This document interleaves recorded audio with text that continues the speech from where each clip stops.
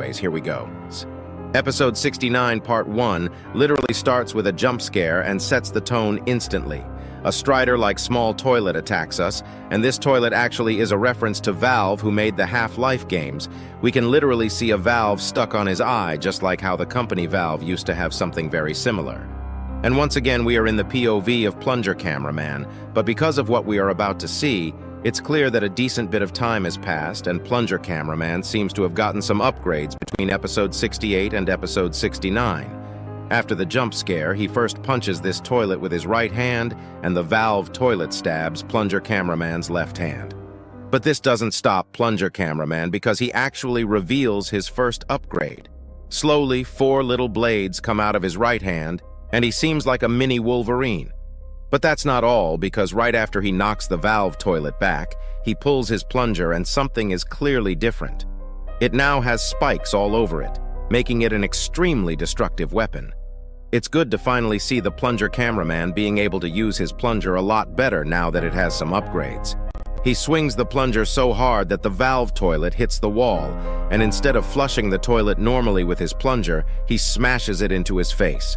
But alongside that, we actually saw something weird just now. If you look at the ground when Plunger Cameraman knocks the valve toilet into the wall, we can actually see a human skeleton, yes. A real human skeleton, and these skeletons are actually scattered around the whole room. I think this actually might be one of the biggest hints we have gotten about the origin of the Skibidi toilets. Because if there are actual human bodies here, this probably means that the toilets weren't the ones who made this place. Alongside that, one of the skeletons actually has a lab coat, and I think you know where I'm getting at. I don't know if this is the direction Dafuk is going, but there is a really good chance that the toilets actually were the results of some research and lab trials that went wrong. We can't really know what exactly happened if this is the case, but maybe these scientists were doing some experiments and created the toilets. As a result, the toilets went rouge and started spreading like the virus. But this makes me think of what the secret agent wants. If this experiment theory is true, I think there are 2 possibilities about the secret agent that might also be true. There is a possibility that the secret agent is trying to search for the truth of the toilet's origin, or maybe he also used to be a scientist at this facility, and he might be trying to fix his old mistakes. We already know that he is a very smart individual because the gadgets he has are no joke, and he has abilities that suppresses normal humans. I'm sure that we'll get to know more about this topic in the next couple episodes because that seems to be the way we are going right now. After Plunger Cameraman kills the valve toilet, we also see the Dark Speaker Man going ham on all the toilets, and it seems like this place is filled with parasite toilets, but the squad is too good to get infected. We actually see Dark Speaker Man almost getting infected, but he removes the parasite toilet instantly and uses his speakers on him right before smashing into the ground. This does make me wonder if he has an anti-parasitic body, because at this point I think every agent and titan should get one, if they don't have it. After this, we turn to our right side and a crazy scene awaits us.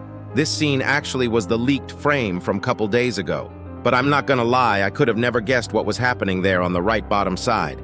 Bruh, what the hell are those 2 cameramen doing? If you know, you know, but this is clearly Dafuk's way of saying this is episode 69. In this scene, we see the lucky cameraman standing on top of a parasite toilet looking at his tablet to show us the way, and there also is a full squad literally bullying a single toilet. I think this clearly shows that the cameraman and speakerman at the back don't understand how serious this situation is, and we all know that it cost them their life later in the episode.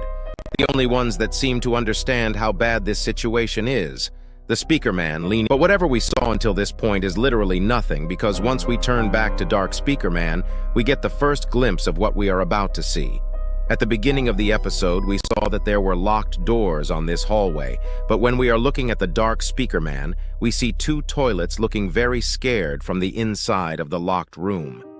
After this, we slowly start walking through the corridor, and the first thing we see is a toilet that burning eternally inside the door. I think we can agree that he probably is one of the beings inside the whole Skibidi universe that has endured the most pain, if he has been burning like this ever since he was created. After this, Plunger Cameraman looks to the right side, and we see a big-headed toilet staring into the hallway. This probably is a reference to something or means something, but I have no idea what it is. If you do, make sure to comment it down below. A second later, we see the lucky cameraman going ahead of us with his tablet still in his hands to open the door. And we actually see one more human skeleton here, but that's not the only skeleton we see because Plunger Cameraman turns to his left, and the last locked room we see actually has skull toilets just like the Berserk skeleton meme. After this, Plunger Cameraman looks behind him and he sees the Speaker Man dancing while walking through the corridor, and not gonna lie, the music kinda slapped right here, and once we turn back, the door is open and we are entering to his left and his right to see what's inside. And we can actually see so much blood and a decent bit of toilet bodies scattered around the place. There clearly have been fights here, but we have no idea what caused the fights or who fought the toilets. Seconds later, a cameraman head gets thrown next to us, which leads Plunger Cameraman to turn back, and we see a mutant toilet coming out of nowhere. He jumps down from the upper floor and literally assassinates the cameraman, who looks like the cameraman who went berserk in episode 66. We can clearly see that he is different from the other two mutant toilets, and he looks a lot more crazier compared to the other two. For some reason, I know that the other two mutant toilets are not that normal either. But this guy just has a different vibe, and he also has a metal arm which probably very strong and most likely capable of great amounts of strength. After beheading the cameraman in front of him, the cameraman behind him actually tried to use the stun gun on him, but it seems like it doesn't affect him at all, other than the fact that blood was screaming with blood coming out of his mouth. He tries to slash the Plunger Cameraman with his hands, but I'm assuming that the stun gun is at least doing some effect because the mutant toilet can't reach to Plunger Cameraman in time, and Plunger Cameraman hits him with the spiky plunger twice once he gets back a little. But this doesn't stop the mutant toilet from holding the Plunger Cameraman's head and screaming into him. But thankfully, the Dark Speaker Man arrives in time, and he stabs the mutant toilet with his two knives right before the mutant toilet throws him away. And right at this scene, we can also see another human skeleton on the right side. And maybe the blood and the toilet bodies in this room are left over from the first days of the toilets being made and fighting against the human scientists.